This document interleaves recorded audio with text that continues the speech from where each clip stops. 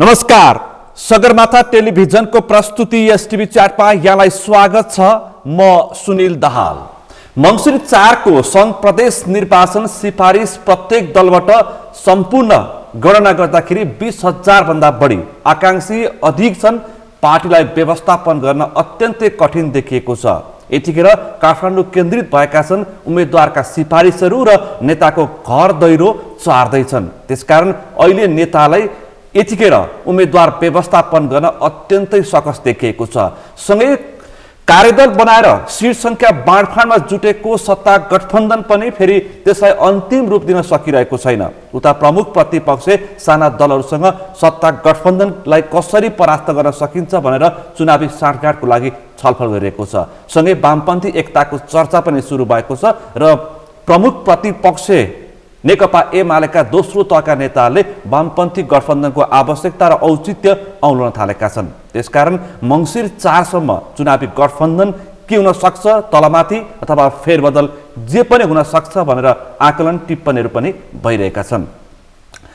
सँगै माओवादी केन्द्रभित्र पनि नेता व्यवस्थापन गर्न अथवा आकांक्षी धेरै छन्, त्यसलाई व्यवस्थापन गर्न नेतृत्वलाई दबाव परेको छ। किनकि जति सिफारिस भएका छन् सबै सङ्घ र केन्द्रमा आएका छन्। त्यसकारण यो विषय जटिल बनेको छ। यता अहिले निलम्बित प्रधान न्यायाधीश चोलेन्द्र शमशेर जङ्गबहादुर राणाको बयान जारी छ।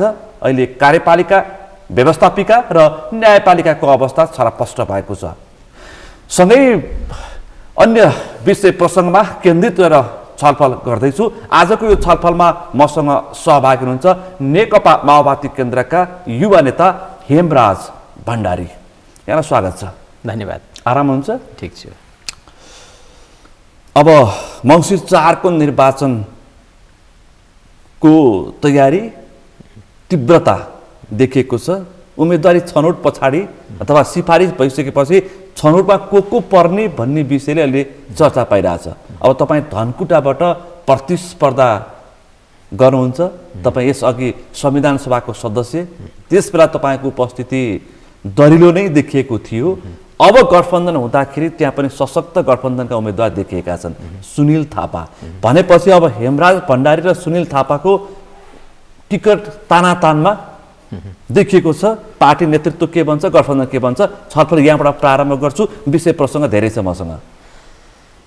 धनकुटाको सन्दर्भमा पार्टीले सर्वसम्मत मेरो नाम सिफारिस गरेको छ। माओवादी पार्टीको तर्फबाट, काङ्ग्रेसको तर्फबाट सुनिलजीको, जसपाको तर्फबाट रकम चेम्जोङको, भनेपछि अरू नेकपा यसको तर्फबाट पनि, एकीकृत समाजवादीको तर्फबाट पनि हुनुहुन्छ धर्मराज पौडेलको।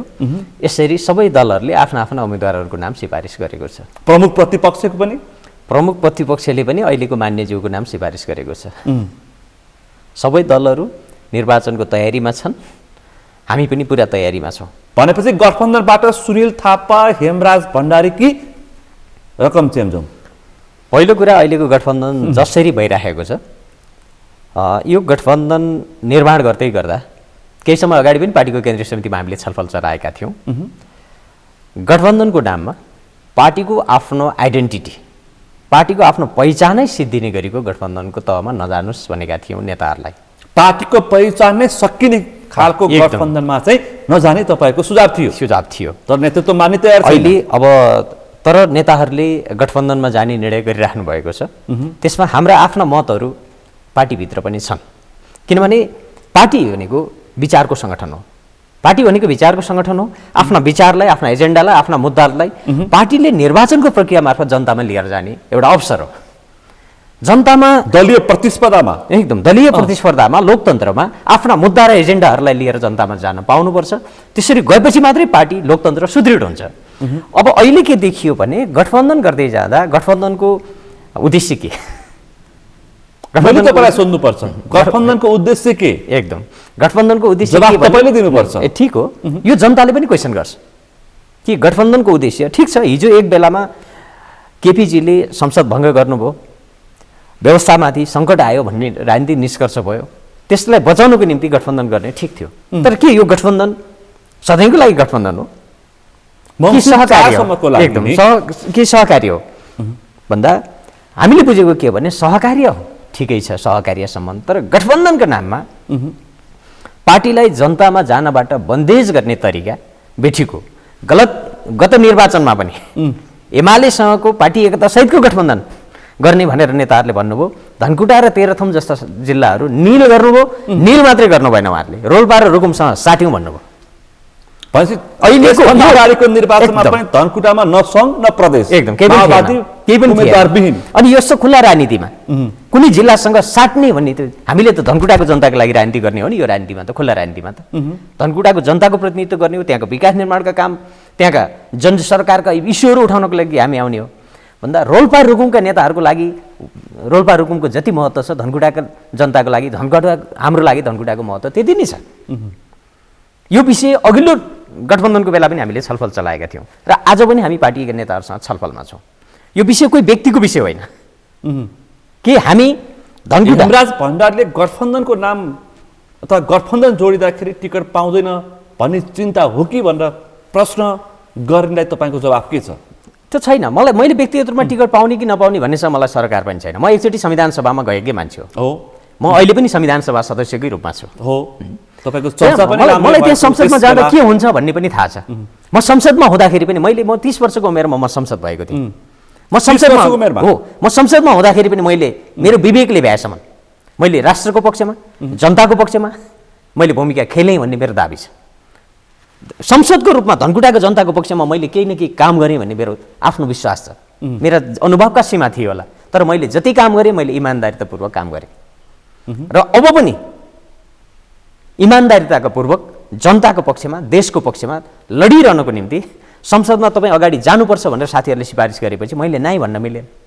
त्यसको निम्ति म तयार छु।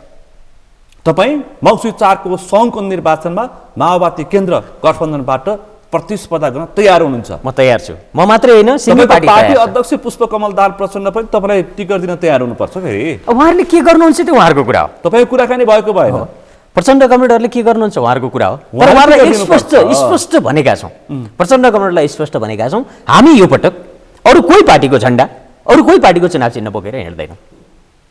भनेपछि हामीलाई ठिक छ गठबन्धन गर्नुहुन्छ पनि खुस्क्यो भने 10 वर्ष हस्यो हतौडा एकदम त्यो मात्रै भएन। हामीलाई गठबन्धन गर्नुहुन्छ ठिक छ, हाम्रो आफ्नो अभियानमा हामी गठबन्धनको नेतृत्व गरेर जान दिनुहुन्छ ठिक छ, केही छैन। होइन भने हामीलाई एक्लै जान दिनुहोस्। तपाईँ एक्लै पनि प्रतिस्पर्धा गर्न हामी एक्लै पनि प्रतिस्पर्धा गर्न तयार सकिन्छ। माओवादी सकिन्छ अरू पार्टी पनि 2064 सालमा पनि हामीलाई कसैले पत्याएको थिएन। न प्रचण्डले पत्याएको थियो, न पार्टीका अरू कोही नेताहरूले पत्याएको थियो। यी यत्र फुच्चीहरू धनकुटामा के प्रतिस्पर्धा गरेर आउँछन्? सूर्यबहादुर थापाहरूसँग यी यत्र हेभिवेटसँग के प्रतिस्पर्धा गर्छन्? हामीलाई निर्वाचनमा यतिसम्म त्यति बेलाको व्यवस्था म तपाईँलाई भनौँ, अरू जिल्लाहरूलाई निर्वाचन खर्च पठाउँदै गर्दाखेरि जति पठाए नि नेताहरूले, पार्टीका नेताहरूले, पार्टी नेतृत्वले हामीलाई मिनिमाइज गरेर त्यसको 10% उनीहरूलाई 100% पठाउँथ्यो भने हामीलाई 10% पनि पठाएको थिएन। त्यसको सूचना त पछि हामीले थाहा पायौँ, किनभने यिनीहरूले जित्दैन, यिनीहरूले आउँदैनन् भन्दा त्यति बेला पनि हामीलाई मिनिमाइज गर्नुभएकै थियो नेताहरूले, तर हामीले जितेर आयौँ। तर त्यसपछि अब अहिले आउँदाखेरि अघिल्लो चुनावमा हामीलाई प्रतिस्पर्धा गर्न दिइएन, अहिले पनि हामीलाई बन्देज गर्न खोजिन्छ भने हामी त्यो मान्ने पक्षमा छैनौँ। एकदम स्पष्ट सन्देश हुन्छ, हामी त्यसलाई मान्ने पक्षमा छैनौँ। हामी निर्वाचनको तयारीमा गइसकेका छौँ। मङ्सिर 4 को निर्वाचनमा गठबन्धनले हेमराज भण्डारीलाई टिकट दिए पनि नदिए पनि अगाडि बढ्यो हेमराज भण्डारी। बढ्यो। म मात्रै होइन, धनकुटाको सिङ्गो माओवादी पार्टी अगाडि बढिसकेको छ। सिङ्गै माओवादी पार्टी हामी एकमत छैन भने पनि तपाईँ हामी एकमत गरेर स्वतन्त्र लड्न तयार हुनुहुन्छ? हामी एकमत छौँ। स्वतन्त्र लड्न त्यो स्वतन्त्र भन्ने शब्दमा अहिले म छलफल गरिराख्दिनँ। स्वतन्त्रता बाघी प्रतिस्पर्धी गर्न तपाईँ बाघी प्रतिस्पर्धी हामी होइनौँ। हामी माओवादीको तर्फबाट त्यहाँ उम्मेदवार हुन्छौँ नम्बर 1। गठबन्धनको बाघी यदि गठबन्धनले टिकट दिएन माओवादीको तर्फबाट लड्छौँ। माओवादी पार्टीले पनि चुनाव चिन्ह दिएन भने हामी जनतासँग सल्लाह गर्छौँ। तर चुनावी प्रतिस्पर्धा यसपालि हामी हाम्रा मुद्दा हाम्रा एजेन्डा लिएर हामी धनकुटामा निर्वाचनमा जान्छौँ। हामीसँग एजेन्डा छन्। तपाईँ पार्टीको जिम्मेवार नेता प्रचण्डले कारबाही गर्न सक्नुहुन्छ? नै, त्यो भोग्न तयार छौँ हामी। प्रचण्डले कारबाही गरे पनि त्यो भोग्न तयार, शासनको कारबाही गरे पनि त्यो भोग्न तयार। किनभने हामी जनताको बिचमा जान्छौँ। जनताको बिचमा जानबाट रोक्न कसैले पनि सक्दैन। हामी जनताको बिचमा जान्छौँ, हाम्रा मुद्दा छन्, हाम्रा एजेन्डा छन्। हामी धनकुटालाई कसरी समृद्ध बनाउने, धनकुटाको विकास निर्माणका काम कसरी गर्ने, एउटा संसदको रूपमा देशको ढुकुटीसँग धनकुटाको जनताको एक्सेस कसरी पुर्याउने। म आउँछु। तपाईँले संविधान सभाको बेलामा धनकुटामा लगेका ठुला आयोजना र त्यसबेला तपाईँको भएको चर्चा पनि म सवाल जवाफ गर्छु। तर टिकटको सन्दर्भमा अब पुष्पकमलदार प्रचण्ड त देउवाका विश्वास पात्र केन्द्रीय सदस्य सूर्यबहादुर थापाका छोरा होइन, एउटा जिम्मेवार त्यस बेलाका एकजना टावरका छोरा कङ्ग्रेसमा प्रवेश गर्नुभएको छ। सहमहामन्त्री दिएर देउवाले भित्र्याएको, देउवा पत्नी डाक्टर आर्जु राणाको विश्वासिला नेता सुनिल थापालाई त देउवाले कहाँ छोड्न सक्छन् त नि? सुनिलजीको बारेमा व्यक्तिगत रूपमा मेरो केही भन्नु छैन। अब व्यक्ति त चुनाव लड्ने, प्रतिस्पर्धा हेमराज भण्डारी प्रतिस्पर्धा गर्ने, उहाँको विषयमा मेरो कुनै सुनिल टिप्पणी थापा नै। प्रतिस्पर्धा गर्ने, उहाँको विषयमा रकम चेम्जोङ प्रतिस्पर्धा उहाँको गर्ने। विषयमा मेरो केही कुनै टिप्पणी गर्नु आवश्यक पनि ठान्दिनँ, किनभने उहाँहरू आफ्नो पार्टीको कुरा होला, के गर्नुहुन्छ मलाई थाहा छैन। तर म भन्दैछु धनकुटाको जनताको तर्फबाट भन्दैछु, म कुनै शक्ति केन्द्रको आड लिएर, कोही नेताको आड लिएर बोलिरहेको छैन। धनकुटेली जनताको आवाज बोलिरहेको छु। धनकुटेली जनताको आवाज बोलिरहेको छु कि जनताले एकपटक धनकुटाको विकास निर्माणको निम्ति, धनकुटाको समृद्धिको निम्ति, धनकुटाको पहिचानलाई बचाउनुको निम्ति तपाईँ अगाडि बढ्नुहोस् भन्ने जनताको पनि सुझाव छ। म जनताकै बिचमा छु। वामपन्थी गठबन्धन हुँदाखेरि पनि तपाईँले टिकट नपाउने, अनि फेरि यो लोक वामपन्थी गठबन्धन हुँदाखेरि पनि टिकट नपाउने अवस्थामा तपाईँ पुग्ने, भनेपछि यो पातलो मसालबाट आएका माओवादी केन्द्रमा चाहिँ यो समस्या अलिअलि देखिन्छ, अझै पनि त्यो किसिमको भित्र तुस देखिन्छ भनेर एक थरीहरू भनिरहेछन् क्या। म एउटा कुरा भनौँ तपाईँलाई आज, ल भन्नुहोस् त। माओवादी पार्टीमा स्वार्थ समूहहरू हाबी भए। स्वार्थ समूहहरू हो। हिजो एक बेला थियो, जति बेला बाबुरामजी भवनवैद्यजीहरू हुनुहुन्थ्यो त्यति बेलामा वैचारिक सङ्घर्ष भन्ने थियो। उहाँहरू निस्किसकेपछि यो पार्टीमा वैचारिक सङ्घर्ष छैन। माओवादी केन्द्रमा यो पार्टीमा दुई लाइन सङ्घर्ष छैन। सङ्घर्ष छैन, दुई लाइन सङ्घर्ष छैन। अनि दुई लाइन जान्छ। वैचारिक राजनीति केही विषय हामीले उठाउने हो। उहाँहरू निस्किसकेपछि लेखनाथजी, म लगायतका केही साथीहरूले अलिअलि वैचारिक विषय उठाउने हो पार्टीभित्र, नत्र भने पार्टीभित्र वैचारिक राजनीति बहस जिरो छ। व्यक्तिगत स्वार्थको, तर व्यक्तिगत स्वार्थ राजनीति छ, गुटको गुटहरू स्वार्थ समूहहरू छन्। त्यो कुनै पनि स्वार्थ समूहको पछाडि नलाग्ने, त्यो कुनै पनि स्वार्थ समूहको पुच्छर नसमाउने एउटा मान्छे हो म। त्यो कुनै पनि स्वार्थ समूहको झुन्डको पछाडि नलाग्ने, स्वाभिमानका जनार्दन पनि नसमाति, तपाईँ वर्षमान पनि नसमाति, पम्फा पनि नसमाति, तपाईँ देव गुरुङ पनि नसमाति, नारायण काजी पनि नसमाति, तपाईँलाई कसले टिकट दिने? ठिक छ, उहाँहरू नेता हो, पार्टीको नेताको रूपमा उहाँहरू सबैप्रति मेरो सम्मान छ। तर गुट बनाउने, गिरोह बनाउने, स्वार्थ समूह बनाउने खेलमा म छैन, त्यसमा लाग्दिनँ। त्यसमा नलाग्ने प्रतिबद्धता पनि। त्यसमा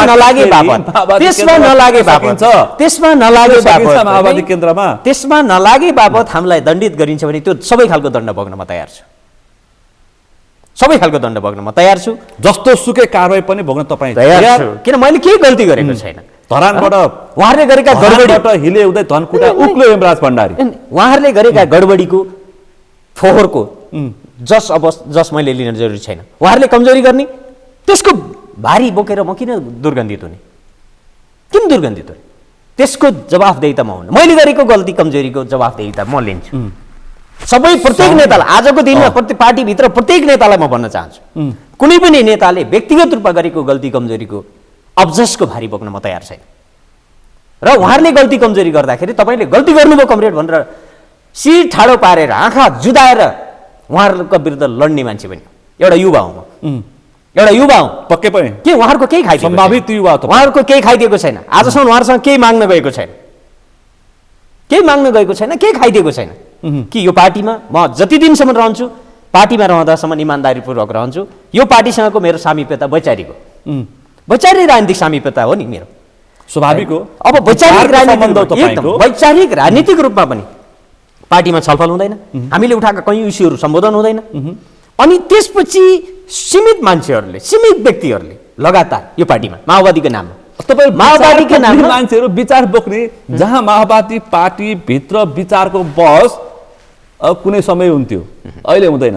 तपाईँहरू विचारको बहस गर्ने मान्छेहरू टिक छु भने छ? टिक छु, मलाई त्यो आत्मविश्वास छ। जुन दिनसम्म टिक्छु यो पार्टीमा टिकिन भने पनि एउटा नागरिकको रूपमा, एउटा देशभक्त नागरिकको रूपमा, एउटा प्रगतिशील सोच राख्ने एउटा नागरिकको रूपमा म आफूलाई टिकाइराख्छु। आफ्नो स्वाभिमान बन्धक नराखिकन, आफ्नो स्वाभिमान बन्धक नराखिकन, आफ्नो विवेक नबेचिकन, मेरो राष्ट्रियताप्रतिको समर्पण भाव त्यसलाई बन्धक नराखिकन म टिकिराख्छु। एउटा नागरिकको रूपमा पनि टिक्छु। गल्ती गर्नेहरू 30 वर्षको उमेरमा तपाईँ संविधान सभाको सदस्य भइसकेको व्यक्ति राजनीति छोडेर त अथवा माओवादी छोडेर त तपाईँ हिँड्न सक्नुहुन्छ कि सक्नुहुन्न? एक थरले के भने भन्दाखेरि हेमराज भण्डारी लगायतका समूहहरू नयाँ शक्ति बनाउनको लागि प्रयासरत थिए। त्यस बेला रविन्द्र मिश्रसँग छलफल गरे, सुन्नु भएको छ होला नि। त्यस बेलादेखि नै तपाईँ माथि शङ्का गरियो माओवादी केन्द्रमा, यसले पार्टी छोड्न सक्छ, यो अर्को समूह बनाउन सक्छ, अर्को विचार समूह अथवा अर्कै पार्टीमा यो चाहिँ लागि परेको छ भन्न त्यस बेला पनि माओवादी नेताभित्र गाइँगै कुरा भएको थियो, याद छ तपाईँलाई? नै सबै छ। अनि म आज तपाईँ मार्फत म खुलस्त गरिदिउँ। यो पार्टीमा 2 लाइन सङ्घर्ष भयो। संविधान सभामा म थिएँ, बाबुरामजीले संविधान बनाउनुपर्छ भन्नुभयो, म बाबुरामजीको पक्षमा उभिएँ। हो, पहिलो संविधान सभाबाट संविधान बनाउनुपर्छ भन्ने पक्षमा दृढतापूर्वक उभिएको एउटा मान्छे हो म पार्टीभित्र। नम्बर 2, बाबुरामजी निस्किनुभयो यो पार्टीबाट, नयाँ शक्ति बनाउँछु भन्नुभयो, बाबुरामजीसँग सङ्घर्ष भयो कि तपाईँको नेतृत्वमा नयाँ शक्ति नेपालमा बन्दैन कमरेड। मार्क्सवादप्रतिको मेरो विश्वास सिद्धिएको छैन, तपाईँको सिद्धिएछ, म तपाईँसँग जान सक्दिनँ, शुभकामना भनेर हात मिलाएर छुटेको एउटा मान्छे हो। जब यो पार्टीमा बसेँ, यो पार्टीमा बसिसकेपछि मैले पार्टीमा केन्द्रीय समितिमा कमरेड प्रचण्डले राख्नुभएको दस्तावेजका प्रति असहमति राखेर मैले फरक दस्तावेज लेखेँ मैले। त्यो फरक दस्तावेजमाथि पनि युक्तिसङ्गत ढङ्गले सुनवाई भएन। त्यसपछि म माथि लगातार एक ढङ्गको आक्रमणको प्रयास भयो, प्रश्न भन्नुपर्छ, भयो तपाईँको राजनीति आग्रह पूर्वाग्रह साध्ने कोसिस भयो, तर त्यो साधिए पनि म झुकिनँ, झुकेको छैन र झुक्दिनँ। किनभने मेरो आफ्नो पहिचान छ, म एउटा सामान्य गरिब किसानको छोरा हो, म गाउँबाट स्ट्रगल गरेर राजनीतिमा यहाँसम्म आएको मान्छे हो। मैले कसको प्रतिनिधित्व गर्छु त यो देशमा, यो राजनीतिमा भन्दा मैले ग्रामीण क्षेत्रका ती लाखौँ युवाहरूको त्यही वर्गको मेरो वर्गको प्रतिनिधित्व गर्छु। अहिलेको समाजमा आफ्नो जिन्दगी बेच्न विवश, पसिना बेच्न विवश 50औं लाख विदेशमा गएका युवाहरूको प्रतिनिधित्व गर्छु। यो देशमा बेरोजगारीको समस्या भोगेर, घाँसपासको समस्या भोगेर भौतारी रहेका लाखौँ युवाहरूको प्रतिनिधित्व गर्छु। मैले सत्यको पक्षमा मैले बोलिनँ भने मेरो राजनीतिमा उपस्थितिको कुनै औचित्य हुँदैन। म पनि उस्तै दलाल हुने, उस्तै माफियाहरूको चङ्गुलमा पस्ने, उस्तै भ्रष्टहरूको पछाडि लाग्ने, अनि उस्तै चाकडी गुटबन्दी गरेर जसरी पनि पद प्रतिष्ठा र पावर भन्नेमा लाग्ने हो भने मैले जे सङ्घर्ष गरेँ, हिजो माओवादीमा सङ्घर्ष गर्दै गर्दा मैले देखेको छु, हामीप्रति आशा र भरोसा गरेर हजारौँ युवाहरूले बलिदान दिए, आफ्नो जिन्दगी समर्पण गरे। ती युवाहरूको प्रतिनिधित्व पनि मैले गर्छु। नेताहरूले के गरिराख्नु भएको छ त्यो थाहा छैन मलाई, उहाँहरूलाई यसको जिम्मेवारी बोध कति छ मलाई थाहा छैन, तर मलाई आजको दिनमा पनि ती बलिदान गर्ने हजारौँ युवाहरूप्रतिको ऐक्यबद्धता छ, उहाँहरूको बलिदानको मूल्यप्रति म सबैभन्दा गम्भीर छु, सिरियस छु। त्यही कारण जति दिनसम्म यो पार्टीमा रहन्छु, निष्ठापूर्वक वैचारिक राजनीतिक सङ्घर्ष गरिरहन्छु, न्यायको पक्षमा सत्यको पक्षमा निरन्तर लडिरहेको छु। यो मेरो प्रतिबद्धता हो। यो राष्ट्रका विरुद्ध कहीँ पनि घात हुन खोज्यो भने त्यसका विरुद्ध दृढतापूर्वक एक्लै भए पनि उभिरहेको छु। यो मेरो प्रतिबद्धता हो।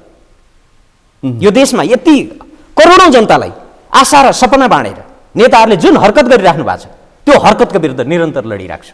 चाहे केन्द्रभित्र जहाँ भए पनि म लड्छु, चाहे माओवादी केन्द्रमा हुँदा होस्, चाहे माओवादी केन्द्रबाट भोलि रहन नसक्ने स्थिति भएछ भने त्यहाँ होस्, म जहाँ भए पनि लडिरहेको छु। भएको चर्चा छ नि हेमराज भण्डारी माओवादी केन्द्रमा रहन्छ कि रहँदैन भनेर तपाईँकै पार्टी नेताहरूले चाहिँ गाई गुई ठाउँ ठाउँमा कुरा गरेका छन् नि, त्यो आशंका दूर गरिदिनुहोस् न। माओवादी केन्द्रमा रहन्छ कि रहँदैन भन्ने आशंका त मोहन वैद्य यो पार्टीमा रहनुहुन्न भन्ने कसैले सोचेको थियो? बाबुरामजी यो माओवादी पार्टीमा रहनुहुन्न भन्ने कसैले सोचेको थियो? रामबहादुर थापा बादल यो पार्टीमा रहँदैन भन्ने कसैले सोचेको थियो? भोलि प्रचण्ड कमरेड नै माओवादीमा रहनुहुन्छ कि हुन्न त्यो कसैले कल्पना गरेको छ? उहाँले होइन लगेर एमालेसँग मिसाएर चाहिँ नेकपा बनाएको, माओवादी रहनुभयो प्रचण्ड? रहनु भएन नि त। अहिले पछि हो, ठिक छ, उहाँले माओवादी अदालतले फर्काइसकेपछि बाध्य भएर पार्टी र विचार बोकेको मात्र हो भन्छ। एकदम त्यो छ। अनि तर माओवादीलाई अहिले पनि मेरो सवाल के हो भने माओवादी पार्टीसँग यो पार्टीको पहिचान गुम्यो। हिजो जुन वर्गले यो पार्टीलाई विश्वास गर्यो, यी नेताहरूलाई विश्वास गरे, भरोसा गरे, लाखौँ जनताले साथ दियो, हजारौँ युवाहरूले बलिदान दियो, रगत बगायो, ती जनताप्रति ती युवाहरूप्रति अपमान गर्ने छुट यो पार्टीलाई छैन। त्यही पार्टीको नाममा राजनीति गर्ने हो भने त्यसमा माओवादी भन्ने, तर माओवादीको पहिचानलाई बिर्सेर विशुद्ध संसदवादी बन्ने, विशुद्ध पावरको निम्ति शक्तिको निम्ति सबै खालको अपनाउने प्रक्रियासँग म सहमति छैन। तपाईँ सदस्य रहेको माओवादी छ भने मैले परिकल्पना गरेको माओवादी छैन।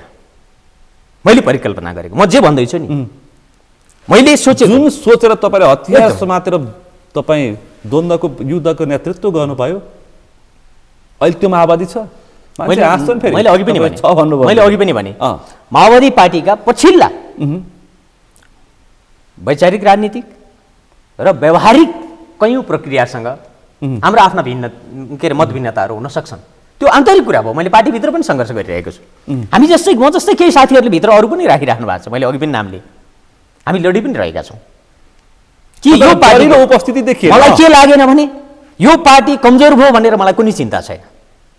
यो पार्टीको सामर्थ्य घट्यो भनेर मलाई चिन्ता छैन। यो पार्टीको पहिचान सिद्धियो भनेर मात्रै चिन्ता लिने एउटा युवा हुँ। यो पार्टीको पहिचान सिद्धियो। हिजो यसको पहिचान थियो उत्पीडितहरूको पक्षमा, गरिबहरूको पक्षमा, श्रमजीवीहरूको पक्षमा, मजदुर किसानको पक्षमा, हेपिएका थिचिएका महिलाहरूको, दलितहरूको, मधेसीको, जनजातिको पछाडि पारिएकाहरूको पक्षमा अनि सङ्कटमा पारिएका युवाहरूको पक्षमा, यो देशका पछाडि पारिएका श्रमजीवी, मजदुर, सुकुम्बासी आधारभूत वर्गको पक्षमा उभिने एउटा माओवादी, त्यो माओवादीको पहिचान थियो। जब शान्ति प्रक्रियामा आयो, पछाडि सकियो। जब शान्ति प्रक्रियामा आयो, जब हाम्रो साथीहरू सरकारमा जान थाल्नुभयो, जब साथीहरू सरकारमा जान थाल्नुभयो र सरकारमा गइसकेपछि त्यो अपेक्षा अनुसार काम हुन थालेन, छोड्यो। त्यसपछि माओवादीको पहिचान सकिँदै गयो, धुमिल हुँदै गयो। माओवादीको एउटा मन्त्री कांग्रेसको, एमालेको वा अरू कुनै पार्टीको मन्त्रीको बिचमा के फरक? केही पनि छैन।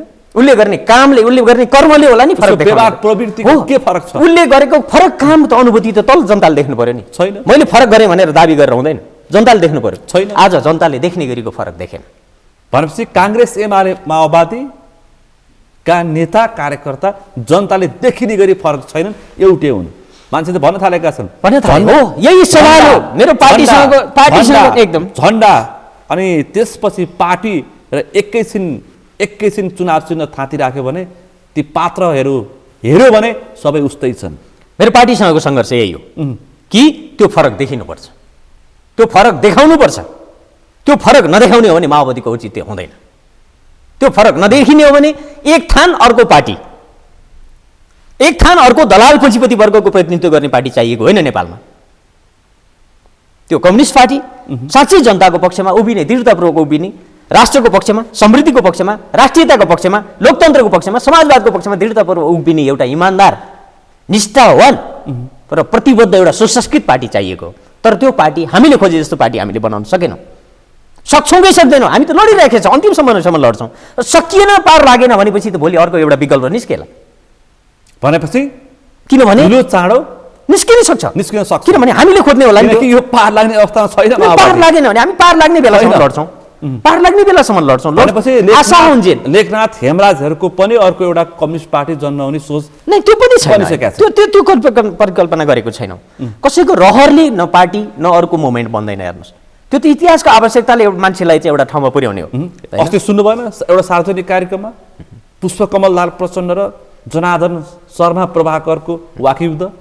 अथवा शक्ति र पद बिना त पार्टीका नेताहरू बस्नै सक्दैन। फेरि प्रचण्डले के सजिलो पारिदिनु भयो भनेदेखि अस्ति एमालेमा मिलाइदिएर यता गयो नि ठिकै, उता गयो नि ठिकै, यता चित्त नबुझे उता, उता चित्त नबुझे यता, कति सहज बनाइदिनु भएको छ। तपाईँले भन्नुभएको यो आन्तरिक सङ्घर्षको विषयमा सबै चिज बाहिरै छ, मैले कुनै लुकाइराख्नु पर्दैन। तर त्योभन्दा गम्भीर हेमराज भण्डारीलाई एमालेमा जान पनि सहज बनाइदिनु भएको छ पुष्पकमल दाहाल प्रचण्ड। आजको दिनमा गठबन्धन भन्ने संस्कारले, गठबन्धन भन्ने जे अभ्यास नेपालमा गरियो, यो गठबन्धनको संस्कारले नेपालमा पोलिटिकल आइडियोलोजिकल डिफरेन्सेस सकियो पार्टीहरूको बिचमा। अब पार्टीहरूको बिचमा केही पनि अन्तर छैन। तपाईँ आफ्नो पार्टीको घोषणापत्र, माओवादीको धनकुटामा सक्यो, कांग्रेसको चितौन सक्यो। त्यो मात्र होइन, देशभरि सकिँदैछ। मैले देशभरि होइन, मैले त्यसमा होइन, देशभरि छ। माओवादीको एजेन्डा के हो यो चुनावमा भने म भन्न सक्दिनँ।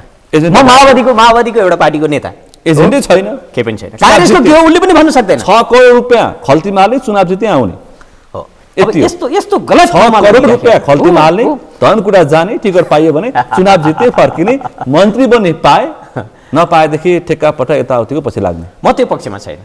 न मसँग त्यो करोडौँ खर्च गर्ने पैसा छ।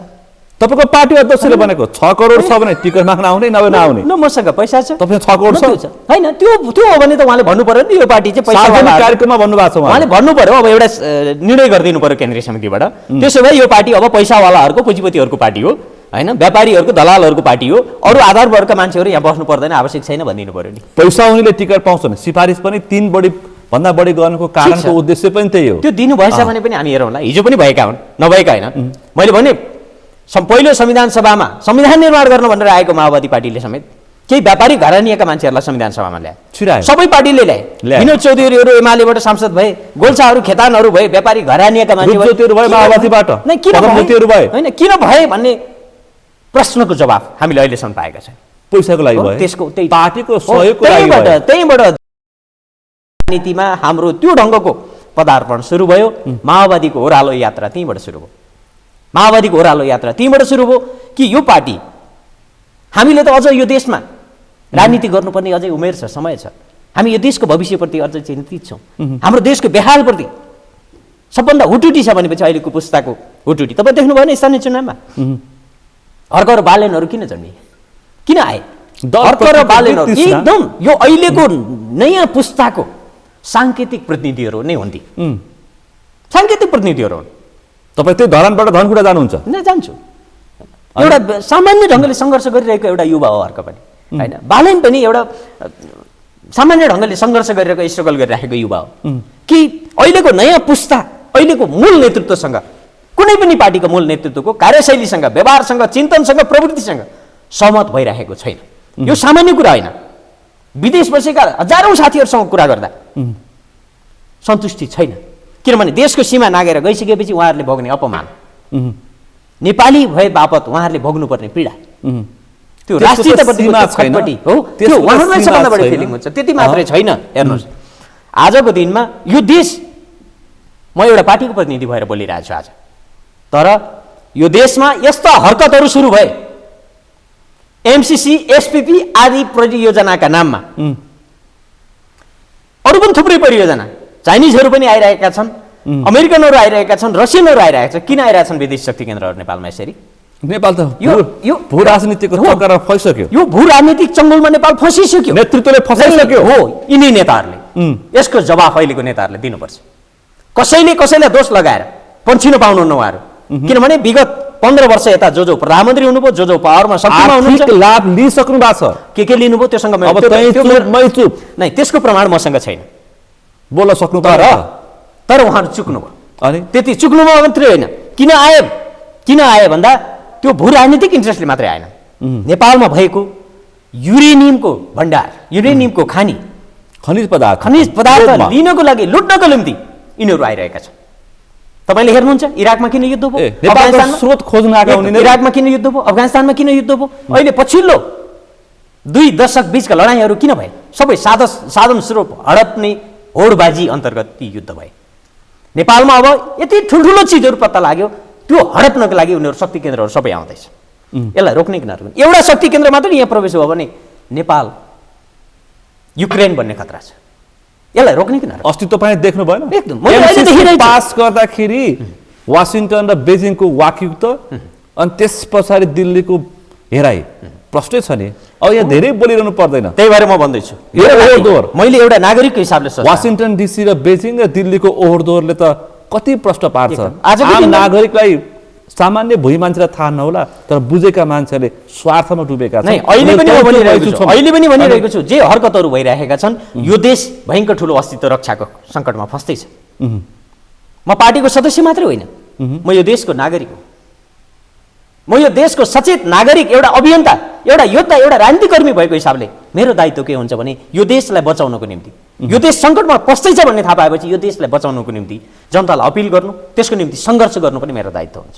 त्यति बेला मेरो लागि यो पार्टी भन्दा यो देश ठुलो। तपाईँले यति धेरै बुझ्दाखेरि तपाईँको पार्टी अध्यक्ष पुष्पकमल दाहालले चाहिँ नबुझेका होला नि त? थाहा छैन कति बुझ्नु भएको छ, बुझ्नुभयो होला। यति चतुर मान्छेले किन नबुझ्नु? बुझ्नु भयो होला, तर कसरी बुझ्नुहुन्छ? पार्टी अध्यक्ष पनि फसिसक्नु भयो। मैले अघि नै भने नि, सबै नेताहरूले कोही पनि चोखो हुनुहुन्न, तर सापेक्षिक तुलनात्मक हिसाबले एमसीसीको मामलामा उहाँहरूले अलिकति आदर्शको राजनीति टिक्दैन नि। फेरि फेस सेभिङ गर्न खोज्नु, यस्तो आदर्शको राजनीति टिक्दैन। होइन, टिक्छ, दलदलमा फसिसकेका छन् पार्टीका नेताहरू। त्यो टिक्छ टिक्दैन फरक कुरा हो। यो दलदलबाट उम्किने सम्भावना छैन। उहाँ कहाँ चुक्नु भएको छ, कहाँ उहाँहरू फस्नु भएको छ, तपाईँलाई थाहा छ। त्यसकारण तपाईँले भनेको कुरा सधैँ मान्छे पावरको लागि मात्रै हो। भोलिपर्सि मर्दाखेरि के उहाँहरूलाई पैसाले डढाउँछ? उहाँहरू मर्दाखेरि त्यहाँ पशुपति लगेर त दाउरैले पोल्ने होला नि। किन चाहिएको यति छ पैसा? बुझ्दिने भयो त किन- यस्तो किन समस्या चाहिएको त छ? हुन- किन चाहिएको छ यति अनावश्यक समस्या पैसा? देशले भोग्नु हैन उहाँहरूलाई पर्दैन थियो। अनावश्यक पैसा किन चाहिएको छ? किन चाहिएको छ? अरब अरबको भ्रष्टाचार खरबको भ्रष्टाचारका काण्ड किन बाहिर आउँदैनन्? मैले अस्ति भने प्रचण्ड कमललाई उहाँलाई नै भेटेर भने आजको दिनमा संसदमा तपाईँका 65 जना साथीहरू हुनुहुन्छ तपाईँको पार्टीको माओवादीका माननीयहरू राष्ट्रिय सभा र प्रतिनिधि सभा गरे हो। तर भ्रष्टाचारको विरुद्ध कतिजना सांसदले कुन कुन भ्रष्टाचारको मुद्दामा आवाज उठाउनु भयो? जनताले सोध्ने कि नसोध्ने? कमरेड म पार्टीको नेताले सोधिरहेको छु। मैले भने महँगी यति धेरै बढेको छ, यो 2 वर्ष 3 वर्षको बिचमा आधारभूत वर्गको मान्छे टिक्न बाँच्न नसक्ने स्थिति भएको छ। त्यो महँगी बढ्दाखेरि त्यो महँगीका विरुद्ध हामीले त्यो सदनको मोर्चामा बोल्यौँ कि बोलेनौँ? सुशासनको पक्षमा बोल्यौँ कि बोलेनौँ? ल एन्ड अर्डर र कानुनी राज्य स्थापना गर्ने पक्षमा बोल्यौँ कि बोलेनौँ? कत्रा कत्रा काण्ड भए, निर्मला पन्तदेखि लिएर अरू यस्ता थुप्रै हामीले अहिलेको 21 शताब्दीमा शिर झुकाउन लायक तपाईँ यो हैन? विषय यस्ता काण्डहरू भए तपाईँले यस्ता विषय उठान गर्नुभयो भने हेमराज भण्डारले संसदमा आउन पाएन, बाहिर बसेर तुस पोखिरहेछ भन्छन् फेरि तपाईँका साथीभाइहरू। नो हिजो संसदमा हुँदा पनि अहिले बोलेको। टिप्पणी गर्छन्, अहिले टिप्पणी गर्छन् तपाईँकै साथीभाइहरूले। कुनै पनि हालतमा मान्नेवाला हिजो संसदमा हुँदा पनि बोलेको, संसदमा हुँदा पनि हुङ्कार गरेर बोलेको मान्छे, संसदमा नहुँदा पनि बोलेको, पार्टीभित्र पनि बोलेको, र भोलि यो पार्टीमा रहिन भने पनि बोल्छु। यो मेरो प्रतिबद्धता हो। किनभने म राजनीतिक आन्दोलनमा राजनीतिक मुभमेन्टमा किन छु भने मेरो आफ्नै मान्यता छ। अहिले निष्ठाको विषयमा बसे छैन। 165 प्रत्यक्षमा कसलाई कति सिट कसले पाउने अनि प्रदेशमा 330 मा कसले पाउने, अहिले दाउपेच यति छ। यो वैचारिक बहस बोकेर जनताको एजेन्डा बोकेर जाने त कसैलाई पत्तै छैन, त्यो मानसिकतामा नि छैनन्। अहिले यति छ कि सिट उम्काउने, पैसा खोज्ने, चुनाव जित्ने, मन्त्री बन्ने। भोलि गठबन्धन हुन्छ, तलमाथि पनि हुनसक्छ। अब कोलिसन सरकार हो, कतिचोटि ढल्छ, कति पटक बन्छ, मन्त्री फ्याट्ट हिँड्छ। यति छ नेताको दाउपेच नेपाललाई यति छ दाउपेच, अरू केही पनि छैन। तपाईँ आदर्श कुराकानी गर्न थाल्नु भएको छ। नै तपाईँले भनेको कुरा ठिकै होला, तर म मान्नेवाला छैन। ठिक हो, नेपाललाई यति छ। नेपाललाई प्रयोगशाला बनाउन पाइँदैन। नेपाल कसैको खेलौना होइन, प्रयोगशाला होइन। यो व्यवस्था हामीले लडेर बलिदान गरेर ल्याएको व्यवस्थालाई प्रयोगशाला बनाउन पाइँदैन। यसलाई फेरि पनि संसदीय गोलचक्करको आहालमा फेरि पनि संसदीय गोलचक्करको आहालमा लगेर भ्रष्टहरूको राइदाइ हुने, माफियाहरूको तस्करहरूको राइदाइ हुने बनाएर यो देशलाई सिद्ध्याउन पाइँदैन। यदि त्यो हरकत गर्छ भने जोसुकैले गर्छ, चाहे मैले नेता मानेको नेताले गर्छ, त्यसका विरुद्ध पनि लड्छु, एक्लै भए पनि लड्छु। मेरो यो प्रतिबद्धता हो। म तपाईँको मिडिया मार्फत बोलिरहेको छु, लाखौँ जनताले सुनिरहेको होला। एक्लै भए पनि उभिन्छु, एक्लै भए पनि लड्छु। किनभने हिजो पनि यो देशको परिवर्तनको निम्ति मर्न तयार भएको एउटा मान्छे हो। यदि सत्यको पक्षमा, अन्यायको विपक्षमा, यो देशको पक्षमा, यो देशका जनताको पक्षमा उभिँदाखेरि बारिनुपर्छ भने त्यसको निम्ति पनि तयार छु। मान्छेको जिन्दगी स्थायी भन्ने कसैको पनि छैन। तर बदनाम भएर, बेइमानी गरेर, दुर्गन्धित भएर यो समाजमा बाँच्नुको के अर्थ हुन्छ? एउटा नैतिक मूल्य राजनीतिमा स्थापित गर्नुपर्छ। किन राजनीतिप्रति मान्छेमा वितृष्णा भयो? किन युवाहरू आज राजनीति पार्टीका नेताहरूलाई दुत्कार्दै हिँडिरहेका छन्? यसको समीक्षा नगर्ने अनि उल्टो षड्यन्त्र गर्ने के युवाहरूको त्यो आकांक्षा जायज छैन? देश बनाउनुपर्छ, देश बचाउनुपर्छ, राम्रो गर भन्ने आदर्शवान नेता बन्न भन्ने त्यो जायज छैन। यदि त्यो नाजायज छ, त्यही भएर त यो बहालवाला प्रधानमन्त्री, पूर्व प्रधानमन्त्रीहरू अनि 4 पटक संविधान सभामा प्रतिनिधित्व गर्ने, संसदमा प्रतिनिधित्व गर्ने, 4-5 पटक मन्त्री भइसकेकाहरूलाई हराउ अभियानै सुरु भएको छ नि त युवाहरूबाट। हराउ मात्रै होइन, हराउ अभियान जायज छ। हराउने नै हो भन्दैछन्। हराउ अभियान जायज छ। युवाहरूको मिडिया मार्फत भन्दैछ नि, हराउने भन्दैछन् युवाहरू। तपाईँको मिडिया मार्फत भन्दैछ। लु भन्नुहोस् त। 2-4 चोटि मन्त्री भएका, यो देशमा फुटेको कौडीको योगदान गर्न नसक्ने ती पात्रहरू, एक पनि जनताको निम्ति काम गर्न नसक्ने कुपात्रहरूलाई हराउनुपर्छ। राजनीतिको नाममा कुपात्रहरू, राजनीतिको नाममा, राजनीतिक नेताको नाममा देशको साधन स्रोत र सम्पत्ति दोहन गर्ने दुष्टहरूलाई हराउनुपर्छ। त्यो जुनसुकै पार्टीकै सदस्य, जुनसुकै पार्टीको जुनसुकै अधिकारी भए पनि, जुनसुकै पार्टीको खोल ओढेर बसेको होस्, जुनसुकै पार्टीको खोल ओढेर बसेको होस्, भ्रष्टाचारीको कुनै पार्टी हुँदैन। भ्रष्टाचारीको कुनै पार्टी हुन्छ? तस्करको कुनै पार्टी हुन्छ? छ त अहिले। राष्ट्रघातीको कुनै पार्टी हुन्छ? छ अहिले। त्यसकारणले हुँदैन, तिनलाई हराउनुपर्छ। ती को पात्र हुन् मतदाताले छुट्याउनुपर्छ।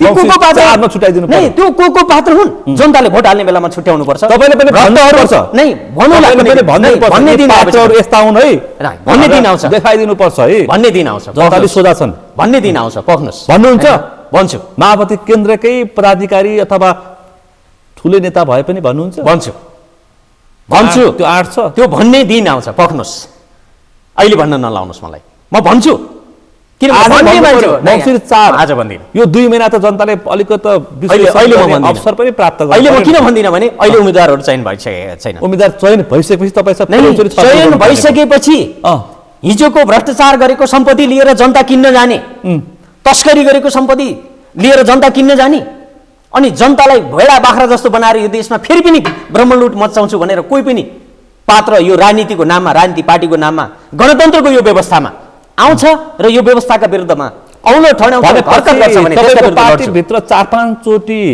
सांसद 4 चोटी सांसद भएका मान्छेहरू पनि छन् 5 पटक कि 6 पटक मन्त्री भएका मान्छे पनि छन् अनि तपाईका पार्टी भित्र यस्ता पात्रहरू पनि छन् गनाएका पात्रहरू पनि छन् अब तपाईले टिकटको अन्तिम सूची आइसकेपछि खुलासा गर्नुहुन्छ यी पात्रलाई मतदान नगर्ने भनेर नगर्नुस् भनेर तपाईले आह्वान गर्नुहुन्छ गर्छु 800 तपाईसँग त्यसपछि माओवादी कहिलेसम्म टिक्नुहुन्छ त्यो किनभने नयाँ बाटो सुरु गर्छु एउटा नागरिक भएर बस्छु एउटा अभियन्ता भएर बस्छु 30 वर्षको उमेरमा सांसद भएको संविधान सभाको सदस्य भएको मान्छे नागरिक मात्रै भएर बस्न सक्छ र भने म राजनीतिक मुभमेन्टमा त छु नि हुन्छु स्वाभाविक मेरो जीवन सार्वजनिक जीवन भनेपछि म सार्वजनिक जीवन बिताउँछु भनेर प्रतिबद्धता गरेर आएको मान्छे हुँ सार्वजनिक जीवनै बिताउँछु जति दिनसम्म बिताउँछु सार्वजनिक जीवन तर यो देशको पक्षमा सत्यको पक्षमा अन्यायको विरुद्धमा भ्रष्टाचारको विरुद्धमा राष्ट्रियताको पक्षमा दृढतापूर्वक जहाँ रहे पनि जुनसुकै भूमिकामा रहे पनि उभिराख्छु त्यहाँ कसैसँग पनि म सम्झौता गर्छु मङ्सिर 4 को निर्वाचनमा माओवादी केन्द्रले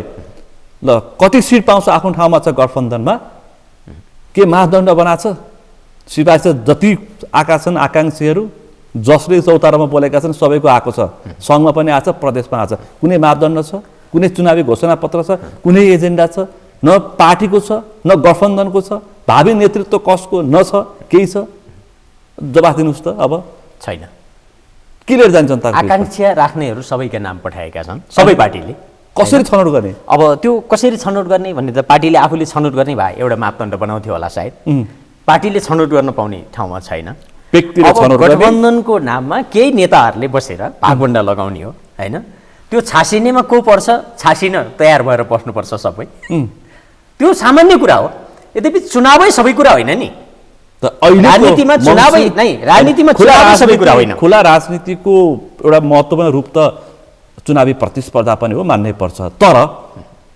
यही मापदण्ड केही बनाएको छ माओवादी केन्द्रले छैन जति सिट आओस् गठबन्धनबाट न सङ्घ न प्रदेश अनि कुनै एजेन्डा लिएर जाने भनेको छ जनताको माझ मैले अघि नै भने नि तपाईँ धनकुटामा मैले यति गरेँ भनेर व्यक्तिगत तपाईँको एजेन्डा पक्रेर जानुपर्ने अवस्था छ धनकुटाको सन्दर्भमा एकजना दृष्टान्त मात्रै पेश धनकुटाको सन्दर्भमा चाहिँ हाम्रो आफ्नो मास्टर प्लान छ जिल्लाको जिल्लाको हाम्रो गुरु योजना छ आफ्नो एउटा मास्टर प्लान बनाएका छौँ पार्टीको साथीहरू बिचमा छलफल गरेका छौँ जनताको बिचमा हामी छलफल गरिरहेका छौँ हामी हाम्रो एजेन्डा र यो मुद्दा लिएर जान्छौँ एजेन्डा भनेको पोलिटिकल एजेन्डा होइन विकास निर्माणका एजेन्डा जनताका सवालका एजेन्डा लिएर जान्छौँ हामीले पोलिटिकल एजेन्डा उठाएका छैनौँ अहिले तल अनि एजेन्डा विहीन भएर जनताले मत जनतासँग मत तर आज संसदमा उठ्ने अधिकांश मान्छे अधिकांश मात्र होइन 95% मान्छेहरू एजेन्डा विहीन छन् उनीहरूसँग मुद्दा छैन आफ्नो जिल्लाको आफ्नो निर्वाचन क्षेत्रको विकास निर्माणको गुरु योजना छैन मलाई भोट दिनुस् भन्ने प्रश्न म प्रत्येक पार्टीको नेतालाई सोधिरहेको छु अब तपाईँ त मलाई भोट दिनुस्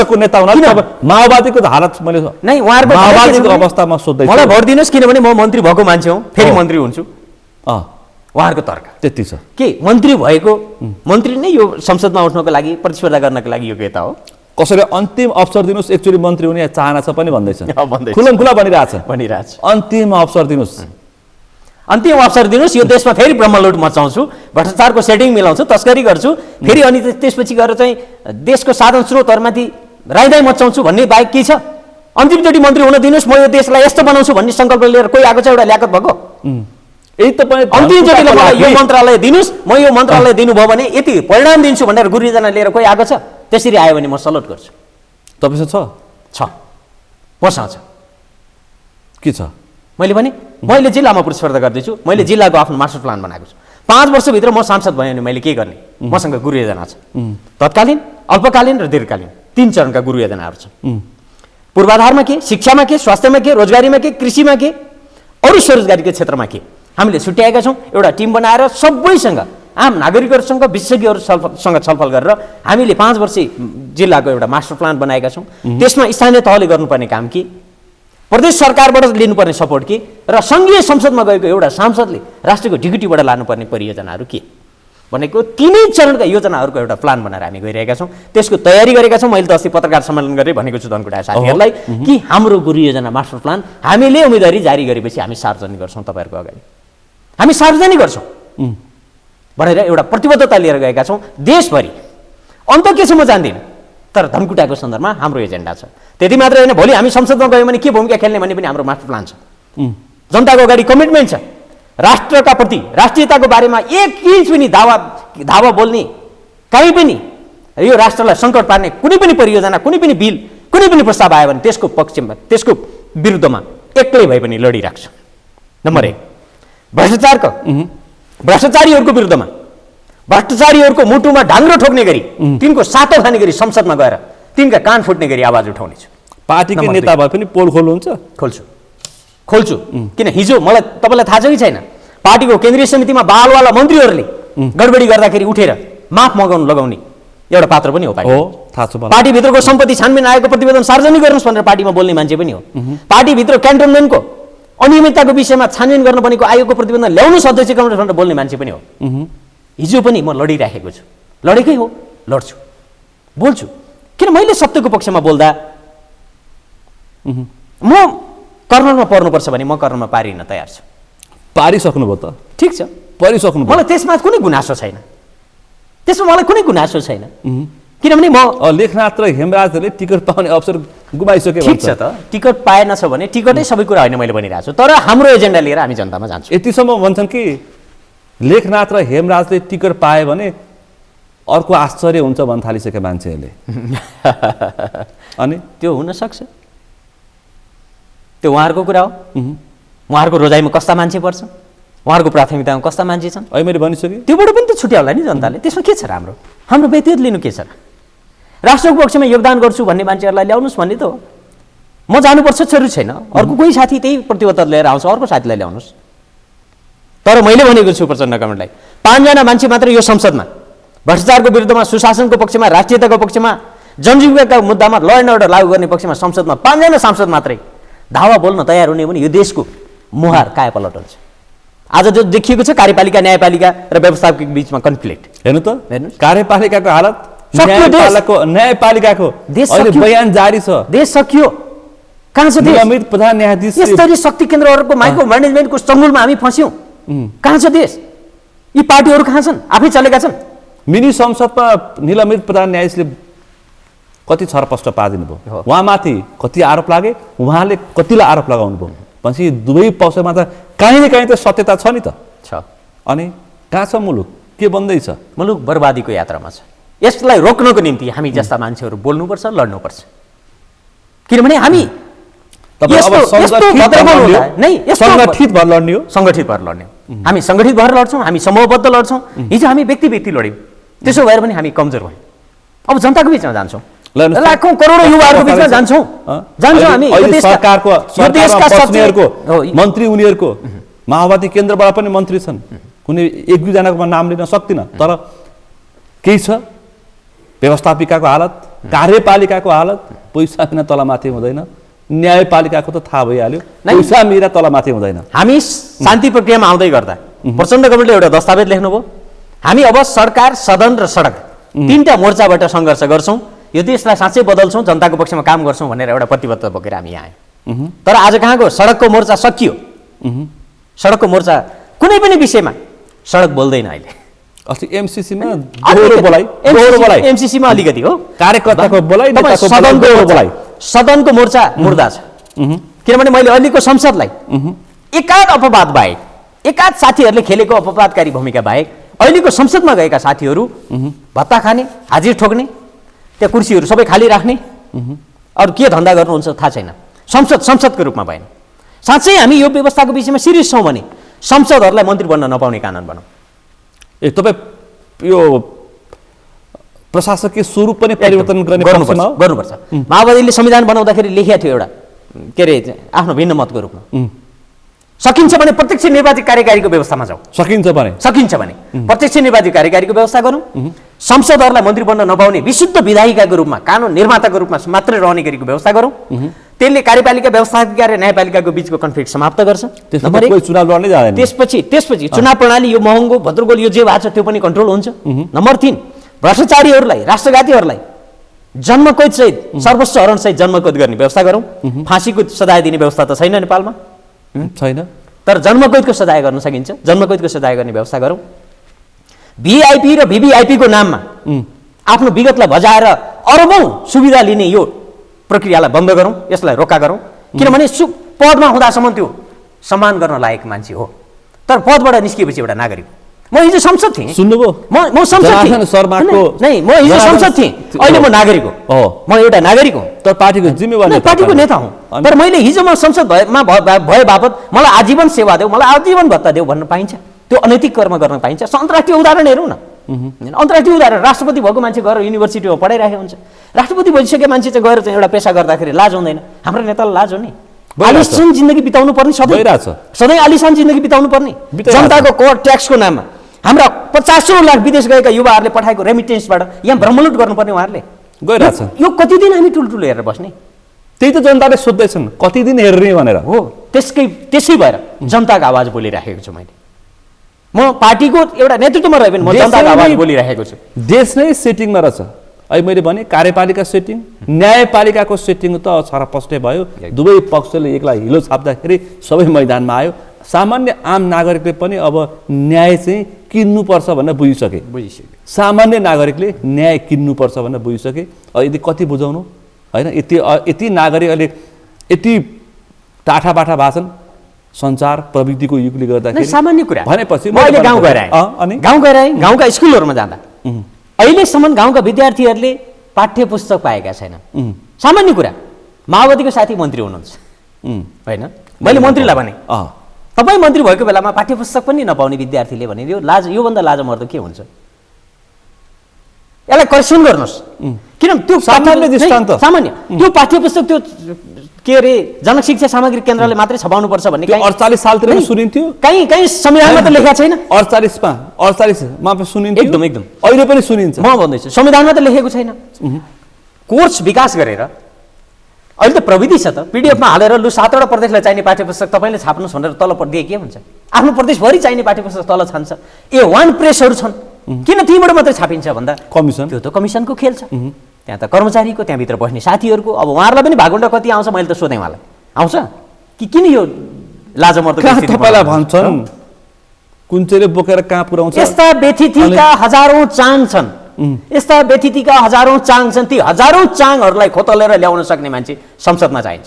जोसुकै साथी होस्, मन संसदमा नगए पनि हुन्छ, तर यो अहिलेको संसदमा त्यस्ता हजारौं व्यतिथिका चाङहरूलाई खोतलेर ल्याउन सक्ने ल्याकत भएका साथीहरू संसदमा जानुपर्छ। त्यस्ता साथीहरू जहाँबाट जुनसुकै फोरमबाट जान्छन् तिनीहरूप्रति मेरो समर्थन रहन्छ।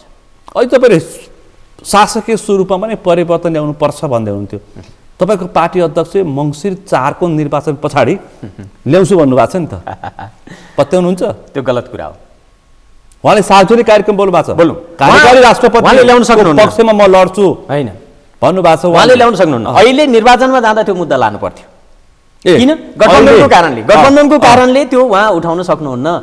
निर्वाचन प्रणालीको कुरा उठाउन सकिँदैन हो, भ्रष्टाचारको विरुद्धको आवाज उठाउन सकिँदैन गठबन्धनको कारण। ती सबै पात्र त्यही छन् सबै। किन यस्तो बन्धक भएर, यस्तो निरीह भएर, यस्तो एजेन्डाविहीन भएर गरिने गठबन्धनले के देला परिणाम भन्ने आफै कहिलेकाहीँ मनमा नै म कल्पना गर्छु।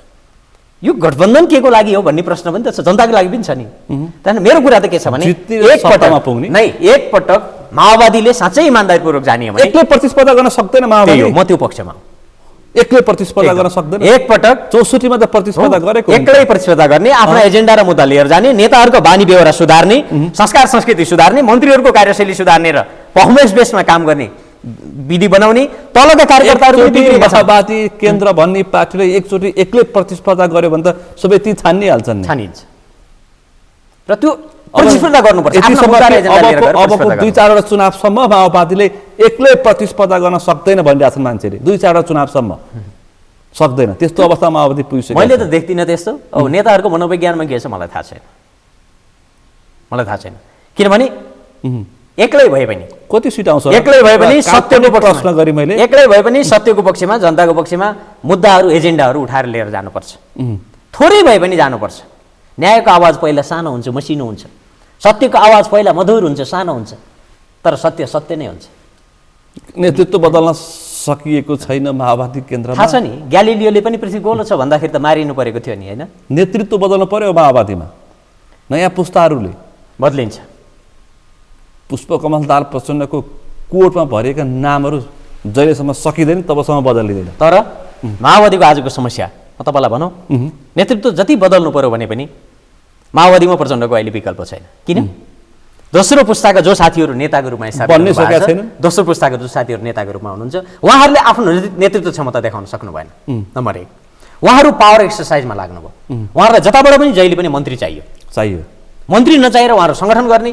देशको पक्षमा एउटा अभियान चलाउने वैचारिक राजनीति बहस गर्ने ल्याकत राख्नुहुन्थ्यो भने सायद मलाई लाग्छ यो पार्टीको चित्र अर्कै हुन्थ्यो कहिलेकाहीँ त प्रचण्डको यसो स्थिति हेऱ्यो भने दया लाग्छ हालत खराब देख्दाखेरि दया पनि लाग्छ सबै चिज एक्लै धान्नु परे जस्तो त्यो हरमत देख्दाखेरि हैरानी देख्दाखेरि सहानुभूति पनि जाग्छ चुनाव आयो एकै दौडिरहनु भएको हुन्छ अस्ति स्थानीय तहमा त्यही देखियो तर यसभन्दा अगाडिको चुनावमा त्यही देखियो तर देशभरिको कार्यकर्ताहरू पुष्पकमल दाहाल प्रचण्ड एक्लै त्यहाँ त नेताहरू थुप्रै छन् नि पदको लागि त अस्ति मुख छाडा नै गरे तर परिणाम ल्याउने बेलामा पुष्पकमल दाहाल प्रचण्ड मेची महाकाली एक्लै दौड्या देख्छु म माओवादी भनेकै प्रचण्ड भनेकै माओवादी जस्तो भयो अनि यो केन्द्रीय समिति भने पनि पदाधिकारी भने पनि स्थायी समिति भने पनि जम्मै निर्णय प्रचण्डले गर्नु परेपछि प्रचण्ड प्राली प्रचण्डले नि गर्नु परेपछि प्रचण्ड प्राली त्यसरी त म भन्दिनँ त्यो नेगेटिभ वर्ड भयो त्यसरी त म भन्दिनँ तर त्यो प्रचण्डमाथि यति ठुलो त्यो जिम्मेवारीको भारी बोझ्यो किन त्यो हैसियत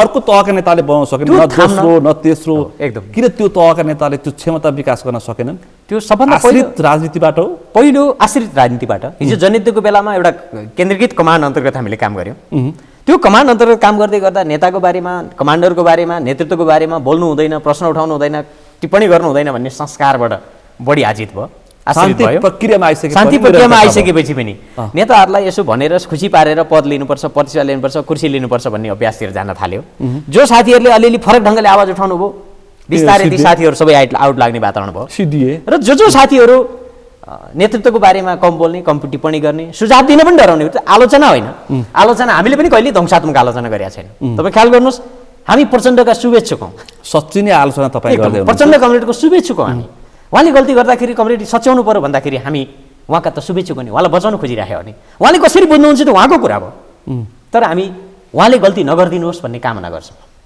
कामना मात्रै होइन अब आवाज बोल्छौँ त्यो बोल्न सक्ने ल्याकत पनि दोस्रो पुस्ताका साथीहरूले राख्नु भएन नराखिदिँदा के भयो भने त्यो मनोपोली बढ्दै गयो अनि उहाँहरू पनि के भयो भन्दा के गरी नेताहरूलाई रिजाउने के गरी खुसी पार्ने भन्ने ध्यानतिर जाँदा लिडरसिपको क्राइसिस जस्तो भयो लिडरसिपको क्राइसिस अस्ति पोलिट ब्युरो सदस्य छान्दा केन्द्रीय समितिमा छान्दा स्थायी समितिमा छान्दा अनि पदाधिकारी छानिसकेपछिको भएको बबनहरू यसले नै प्रश्न पार्छ अब सङ्गठन र विचारको त कुरै छोडिदिउँ अब लाभको पदमा कसरी पुग्ने भन्दा बाहेक अरू सोच तलमाथि छैन माओवादी नेताहरूमा त्यस्तो देखिँदैछ भनेपछि अब यो मङ्सिर 4 को निर्वाचनमा कति सिट पाउने माओवादीले कति अपेक्षा छ कति सिट पाउँछ 165 होइन अब त अलिक प्राविधिक कुरा नै गर्नुपर्छ गठबन्धन भएर गठबन्धन हुँदाखेरि 40-50 सिटको 50 सिट आसपासको दाबी रहेछ अब त्यो 50 सिट आसपास दाबी गरे जति सबै वा लिए जति सबै जित्ने कुनै ग्यारेन्टी भन्ने पनि छैन होइन त्यो हुँदैन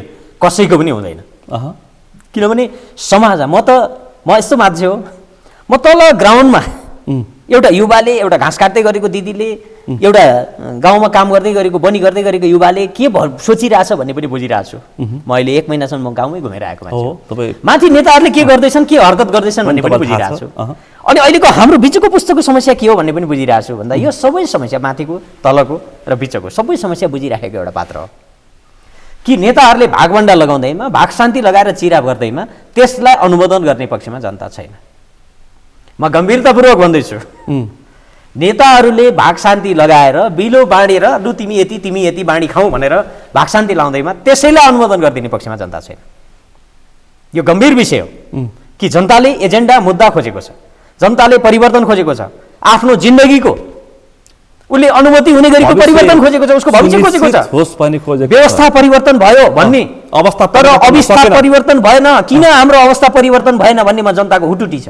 नेताको अवस्था परिवर्तन भयो, एकदम जनताको अवस्था परिवर्तन। हिजो जनता पनि मङ्सिर 4 मा सचेत हुनु पर्यो। एकदम जनता पनि, एकदम जनता पनि सबभन्दा बढी जनता हो। नेताको लठैत हुनु भएन, सबभन्दा बढी सचेत हुनुपर्ने जनता हो।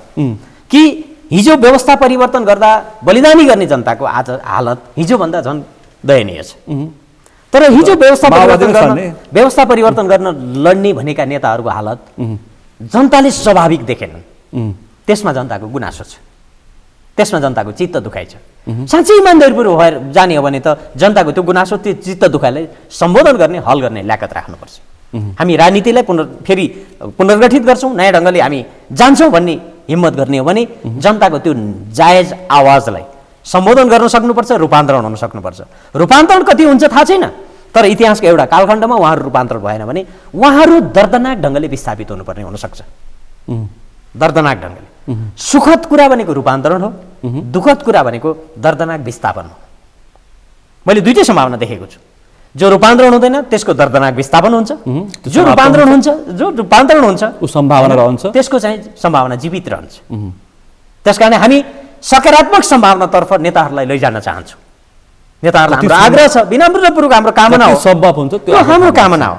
हामी शुभकामना दिन सक्छौँ, हामी सदिच्छा प्रकट गर्न सक्छौँ, तर उहाँहरूसँगै हामी खरानी हुन तयार। फेरि वामपन्थी एकताको कुरा आइरहेछ, स्वाभाविक हो नि, चाहिन्छ वामपन्थी एकता। हिजो पनि वामपन्थी एकता गर्ने भनेर एमाले र माओवादीको बिचमा चुनावी तालमेल हो। बिचमा के मिलेन, बिचमा के मिलेन, 3-4 टुक्रा भयो, फेरि जुट्ने। माधव नेपाल र प्रचण्ड भोलि पर्सि नि जुट्नुपर्छ। त्यसपछि मङ्सिर 4 पछाडि नतिजा हेर्ने अनि सरकार बनाउन फेरि जुट्ने। अहिले मिल्यो भने किन मङ्सिर पछि? अहिले मिल्नु पर्यो, अहिले मिल्नु पर्यो, अहिले मिल्नुहोस्। वामपन्थीहरू एउटा एजेन्डा बनाउनुहोस्। 5 वर्ष सरकारमा गयो भने हामी के गर्छौँ भन्ने मास्टर प्लान बनाउनुहोस्। देशलाई के दिन्छौँ भन्ने 3 करोड जनताको अगाडि प्रतिबद्धता गर्नुहोस्। त्यो दिन सकेन भने हामीलाई लखेट्नुहोस् भनेर पनि भन्नुहोस् जनतालाई। सार्वजनिक भन्नु पर्यो। अब कोठामा पार्टीको बैठकमा होइन, अब जनता आजित भइसक्यो। जनता त धेरै धेरै जनताको फ्रस्ट्रेसनको तह त धेरै डरलाग्दो तह पुगेको छ। त्यसकारण जनताले अहिले पनि यी नेताहरूलाई फेरि एकदम यी नेताहरूलाई अहिले पनि यी नेताहरूलाई अवसर दिन सक्छ जनताले। कुन शर्तमा भन्दा हामीले हिजो जे कमजोरी गरे पनि हामी अब यति काम गर्छौँ देशको लागि, यो काम गर्छौँ, यो परिवर्तन ल्याउँछौँ। 5 वर्ष हाम्रो यो मास्टर प्लान हो, यो अनुसार हामी रुटिनबद्ध रूपमा काम गर्छौँ। तपाईँहरूसँग हाम्रो सार्वजनिक प्रतिबद्धता हो। हामीले विगतमा जे गल्ती कमजोरी गरे पनि अब हामी यसलाई सच्याउँछौँ। यो व्यवस्था हामीले ल्याएको हो, यो व्यवस्थालाई हामी नै बचाउँछौँ। हामी नै जनताको अवस्था पनि बदल्छौँ। हिजो व्यवस्था हामीले बदल्यौँ, अब अवस्था पनि बदल्छौँ भन्ने प्रतिबद्धता लिएर जाने हो भने सम्भावना त्यसको निम्ति विचार मिल्नेहरूको बिचमा एकता हो। विचार मिल्नेहरूको बिचमा एकता हो। अब काङ्ग्रेससँग जति गठबन्धन गरे पनि काङ्ग्रेससँग पार्टी एकता त हुँदैन होला। के हुन्छ कि मलाई त थाहा छैन।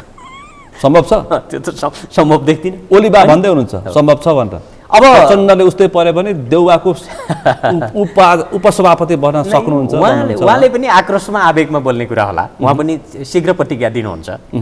यद्यपि माओवादी एमालेको मिल्न सक्ने भित्र कुनै दोस्रो तेस्रो तह नेताको छलफल भइरहेछ छ, किन छैन? किनभने माओवादी र एमालेको लाखौँ कार्यकर्ताहरू, पार्टीका अधिकांश नेताहरू हिजो पनि एकता पक्षमा थिए, अहिले पनि छन्, हिजो पनि एकताको पक्षमा थिए, अहिले पनि एकताको पक्षमा हुनुहुन्छ। माओवादी र एमाले मात्र होइन, यो देशका सबै वामपन्थीहरू एकै ठाउँ हो। तर के को निम्ति? यो देशलाई समृद्ध बनाउनुको निम्ति, मिलिजुली भाग शान्ति लुटी खानको निम्ति चाहिँ होइन है। अन्तिममा होइन भन्ने जनताको खबरदारी अहिले पनि छ, कार्यकर्ताको पनि अहिले पनि टिकट पाउनु भने फेरि पनि छलफल गरौँला, अथवा नपाए पनि फेरि पनि छलफल गरौँला। तपाईँ सम्भावित युवा नेता हो, माओवादी केन्द्रमा भए पनि नभए पनि जहाँ भए पनि राजनीतिमा सक्रिय भएसम्म अन्तिममा छु यो नागरिकता विधेयक के गर्नुपर्छ? एक लाइनमा नागरिकता विधेयक, यसका केही प्रावधानहरू गलत छन्, केही प्रावधानहरू, त्यो केही प्रावधानहरूलाई सच्याउनु पर्थ्यो। यद्यपि संसदले पास गरिसकेको छ, राष्ट्रपतिले अनुमोदन गरिदिनुपर्छ। किनभने त्यो संसदको सम्मानको लागि पनि उहाँले अनुमोदन गरिदिनुपर्छ। समसामयिक विषयवस्तु आज अलिक बढी देशको जनताको चिन्तामा बहस गऱ्यौँ। तपाईँसँग निरन्तर छलफल हुन्छ। यो संवाद यो समयको लागि आभार व्यक्त गर्न चाहन्छु। हस् त, धन्यवाद यहाँलाई पनि। आज हामीले विशेष गरी मङ्सिर 4 को निर्वाचनको वरिपरि र त्यसको केन्द्रमा रहेर विभिन्न पाटामा हामीले छलफल गऱ्यौँ। आजको छलफलमा मसँग सहभागी हुनुहुन्थ्यो नेकपा माओवादी केन्द्रका युवा नेता हेमराज भण्डारी। आजको विषय प्रसङ्ग यति नै। भोलि अर्को विषय प्रसङ्गका साथ एसटिभी च्याट ल्याउने बाचा गर्दै म सुनिल दाहाल पनि बिदा चाहन्छु। सगरमाथा टेलिभिजन हेर्दै गर्नुहोला। नमस्कार।